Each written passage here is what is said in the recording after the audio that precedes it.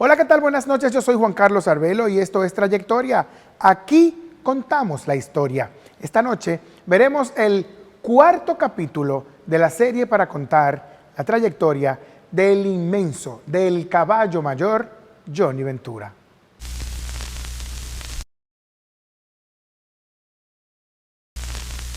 Mantengan activas aplaudiendo hasta que yo termine de hacer esta presentación, porque este señor merece un aplauso de un pueblo hermoso y que le quiere. Cuando se habla de merengue, todo el mundo piensa en una sola institución merenguera que ha sido capaz de permanecer por encima de las contingencias, pero siempre a tono con los tiempos y las exigencias populares.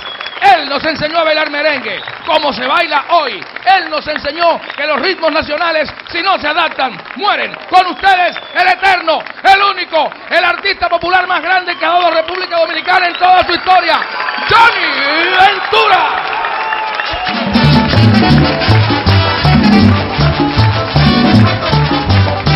Mi mujer me llama Zaina y siempre se opone a todo.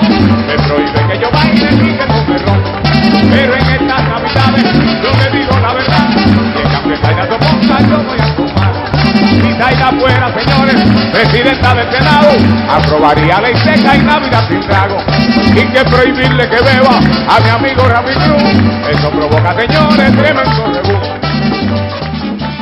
Algo muy a tomar en cuenta en la trayectoria de Johnny Ventura, aparte de su gran acervo musical que nos lega. En los años 70, con el pingüino y con el tabaco y con eso, los indios. El tema de su imagen, tanto como conjunto musical. Pero era muy estricto con los uniformes, demasiado formal con los uniformes. Como en los diseños gráficos y la estética de su vestir. Todo el tiempo papi fue el encargado de su vestuario, porque se convirtió hasta en diseñador en un tiempo. Y esos merengues que lo hicieron muy popular. Pero llega Johnny Ventura y llega con unos códigos de cómo se vestían en aquel entonces Elvis Presley, por ejemplo, en Estados Unidos con el rock and roll. Me decía que la inspiración de él para vestirse era Elvis Presley, era su ídolo. Estas mallas pegadas, el pecho abierto, lentejuelas y demás. Estamos hablando de una espectacularidad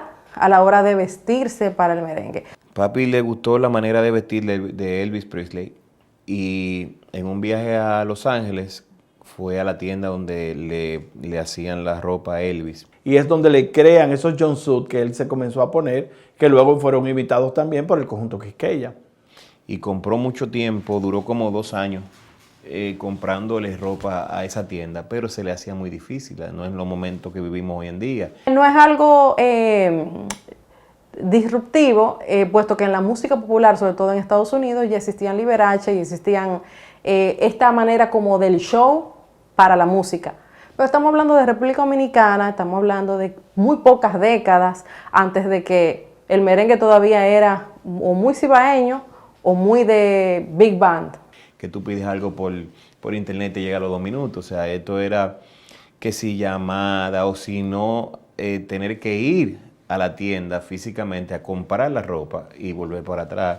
O sea, era muy tedioso. Era una línea interesantísima, súper moderno, avant-garde. Estamos hablando que fueron demasiados códigos culturales que nos presentó por primera vez un artista dominicano en esa época. Era un hombre muy versátil, además de que tenía mucha juventud y energía en ese momento. Y llega este hombre con aquellos enterizos o jumpsuits, como se le decían en esa época, que era una prenda que solamente se la ponía Tom Jones, Elvis Presley y esos cantantes de esa época. Que no solamente se vestía de esta manera, sino los movimientos que hacía en escena. Hay un traje famoso de papi que es un jumpsuit que le decían el pata blanca, que era un jumpsuit negro con un triángulo blanco en las piernas. Entonces él se hizo uno negro y uno contrario al negro, o sea, él hizo uno blanco con la pata negra.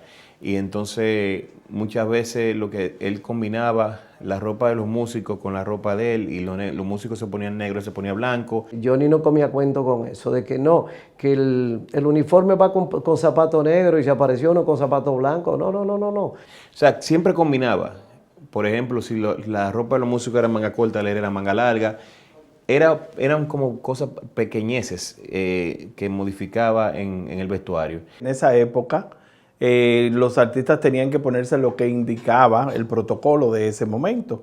Y estricto, estricto. Pero ya cuando Johnny Ventura evoluciona y se convierte en el gran ídolo del pueblo, el hombre que fue parte de la banda sonora de la vida de todos los dominicanos, porque él era el merengue tal y como él lo cantaba. Después de ahí, todo el tiempo mi mamá, aunque era él que se mandaba a hacer todo, pues le sugería, porque ¿qué pasaba? La prenda favorita de él eran los zapatos. Johnny tenía una gran colección de zapatos, tanto que él compraba como que le regalaban los fanáticos, zapatos que tenían hasta brillantes, me llegó a enseñar en una oportunidad.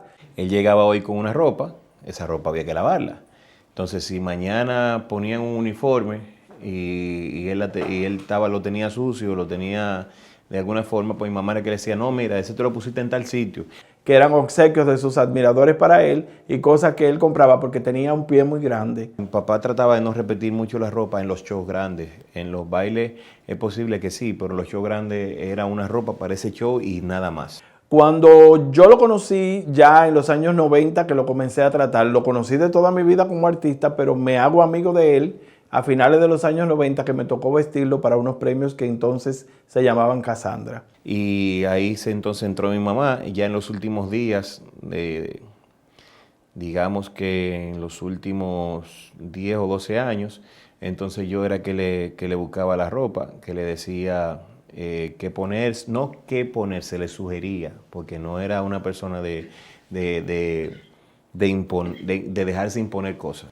A partir de ahí hubo una química natural y una empatía entre nosotros dos que nos llevó a una amistad hasta el final de sus días. Yo le decía, me gustaría verte con este tipo de ropa, con este otro tipo de ropa, y yo lo llevaba a veces a una que otra tienda, generalmente fuera del país. Estamos hablando que hasta ese entonces esas grandes orquestas tenían una etiqueta al vestir. No hay problema, vaya y cámbieselo. Cuando usted pueda, usted venga. Si la fiesta terminó, quédese allá. En la que el referente, que era Joséito Mateo, aunque tenía un rol más activo, más visible en los frentes de los merengues, seguía vistiéndose de una manera tradicional. En los años 80 ya él fue cambiando un poquito, la línea fue variando y ya se vestía de trajes y conjuntos y muchas camisas bonitas y vistosas. Y eso yo diría que es de las cosas como más disruptivas que pudo hacer en su momento y que marcaron un canon. Separando un poquito del político, porque ya estaba entrando entonces en el proceso que luego lo condujo a ser el síndico de la capital, el presentador de Cuánto Vale el Show, el presentador de Fiesta de Teleantillas, el hombre que asumía muchos roles en la televisión, el show de Johnny Ventura. O sea, nunca dejó de ser una persona muy versátil, sumamente versátil. Capullo y Zorrullo, ese también fue un álbum pero muy pegado. Yo recuerdo que a mí se me quedó un uniforme en una gira en Puerto Rico. Era un uniforme que era como crema, pantalón y como una camisa grande. Y entonces eso fue cuando grabamos La Culebra. Y tenía una culebra aquí en el frente. Se me quedó el uniforme. Ok.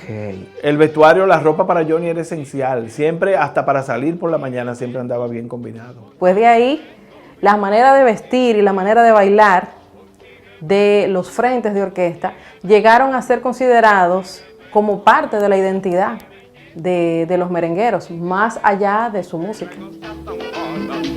Que solo un beso no más lo que yo te pido. No seas tan mala, negrita, y consigue un beso. Que solo un beso lo que yo quiero decir.